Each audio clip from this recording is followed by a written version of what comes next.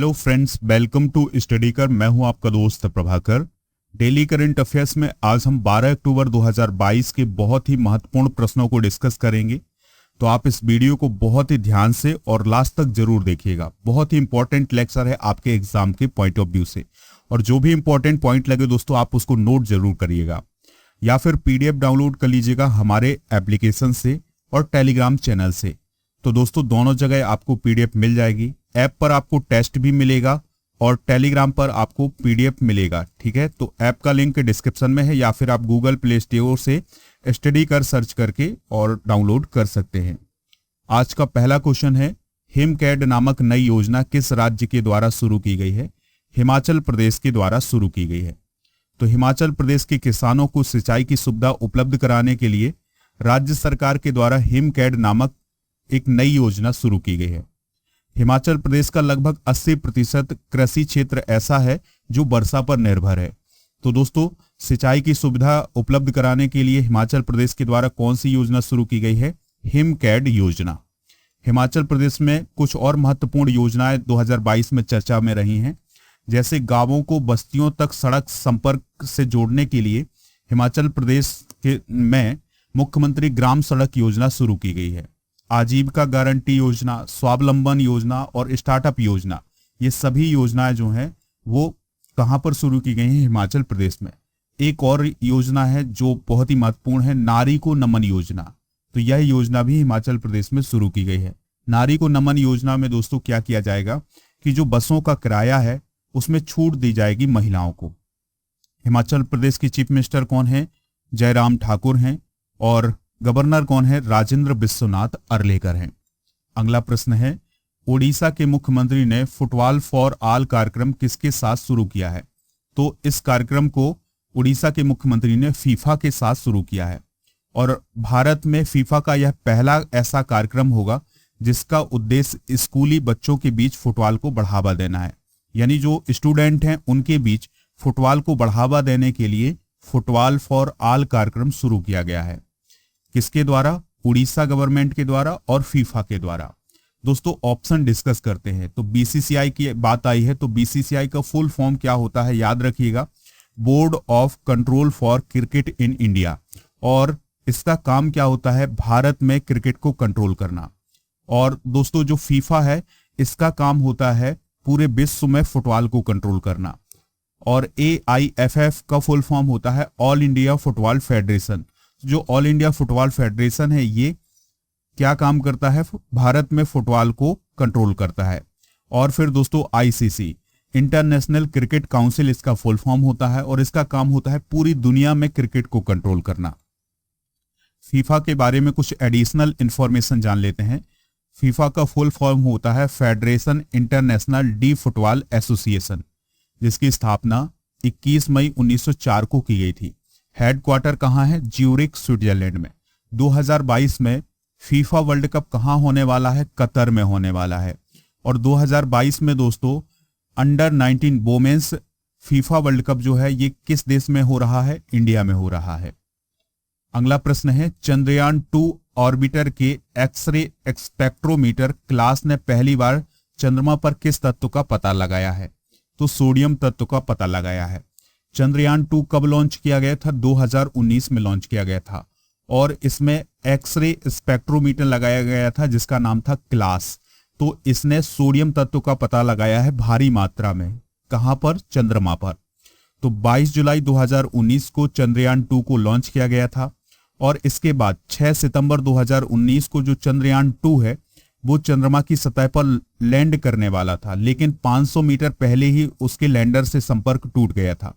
ठीक है, और लैंडर का नाम क्या था? विक्रम था। रोवर का नाम क्या था? प्रज्ञान। ये 2 पॉइंट आप नोट कर लीजिएगा। अगला प्रश्न है, अंतरराष्ट्रीय बालिका दिवस कब मनाया गया?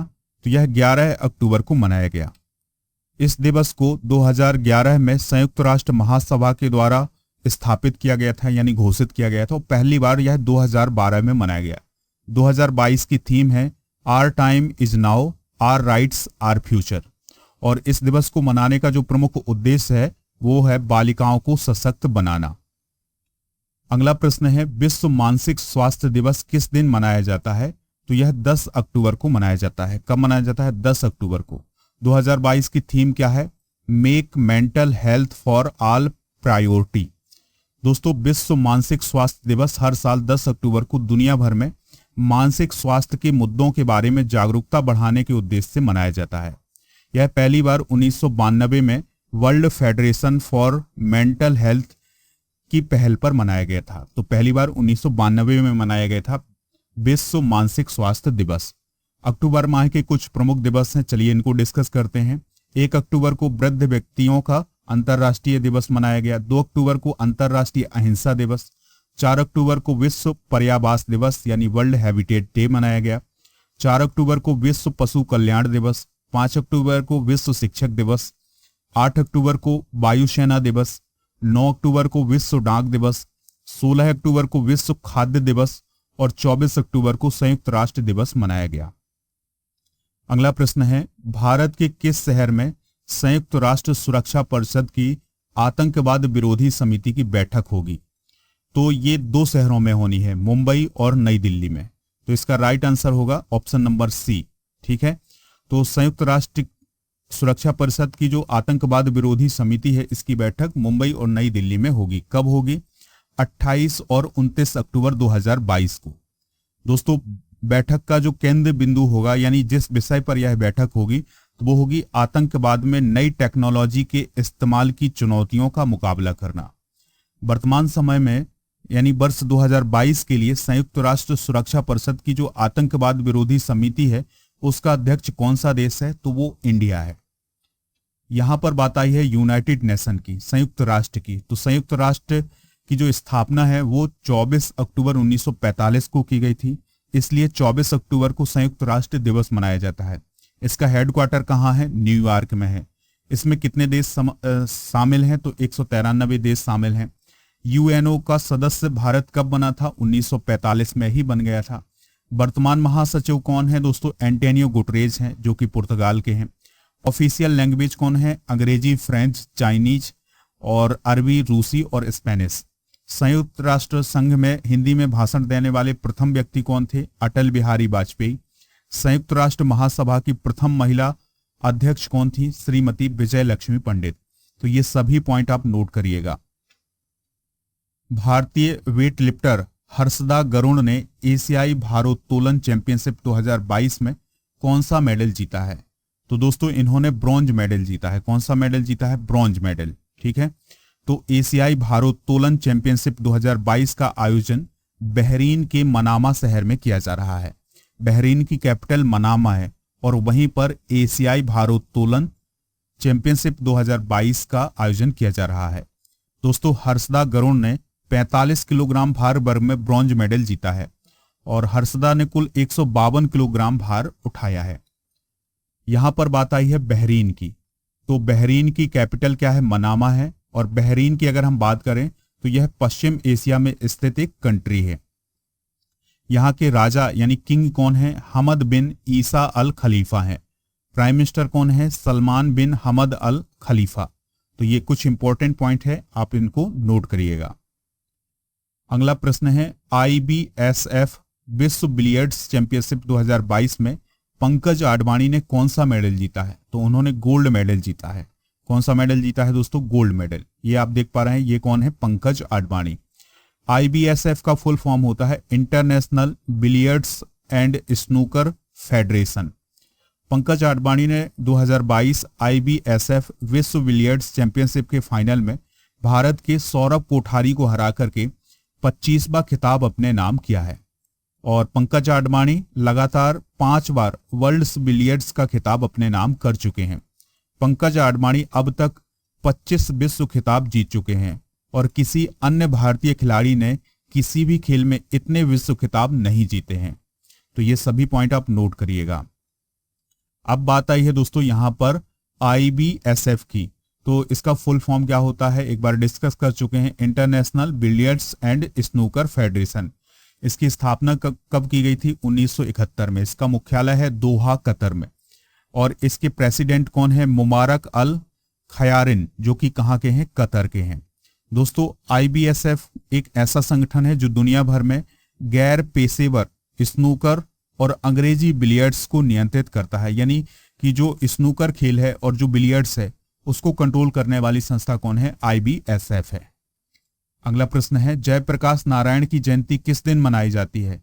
तो ये हर साल 11 अक्टूबर को मनाई जाती है। उनका जन्म 11 अक्टूबर 1902 को हुआ था। कब हुआ था? 11 अक्टूबर 1902 को। इन्हें जेपी के नाम से भी जाना जाता है और 1970 के दशक में दोस्तों इन्होंने जेपी आंदोलन चलाया था जो कि इमरजेंसी के खिलाफ था। यानी कि इंदिरा गांधी के द्वारा जो इमरजेंसी लगाई गई थी उसमें उन्होंने विपक्ष का रोल निभाया था। ठीक है, और इन्हें लोक नायक के नाम से भी जाना जाता है। 1999 में जयप्रकाश नारायण को मरणों उपरांत भारत का सर्वोच्च नागरिक सम्मान यानी भारत रत्न दिया गया था। लास्ट क्वेश्चन है, 37वें नेशनल गेम्स 2023 की मेजबानी कौन सा राज्य करेगा? तो 37वें जो नेशनल गेम्स हैं वो कहां पर होंगे? गोवा में होंगे। ठीक है, 36वें राष्ट्रीय खेल कहां हुए हैं? गुजरात में 27 सितंबर से 10 अक्टूबर तक।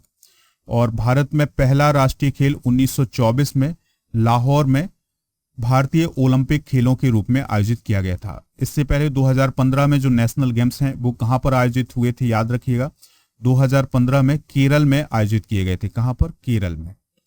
दोस्तों ये थे आज के महत्वपूर्ण प्रश्न, इनको आप नोट कर लीजिएगा। आज का प्रश्न है जिसका जवाब आपको कमेंट बॉक्स में देना है, जयप्रकाश नारायण को किस वर्ष भारत रत्न दिया गया था? 1992, 93, 99 या 98 में? जो भी इसका राइट आंसर हो उसको आप कमेंट बॉक्स में जरूर बताइएगा। हमारे एप्लीकेशन को डाउनलोड कर लें, लिंक डिस्क्रिप्शन में है, तो वहां पर फ्री टेस्ट मिल जाएगा, स्टडी मटेरियल में आपको PDF मिल जाएगा। ठीक है, तो एप्लीकेशन को डाउनलोड करें और हमारे टेलीग्राम चैनल को भी ज्वाइन कर लें, वहां पर भी आपको PDF मिल जाएगी।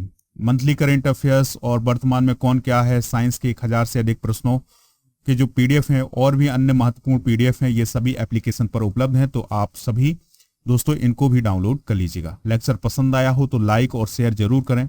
मिलते हैं नेक्स्ट वीडियो में। जय हिंद, वंदे मातरम।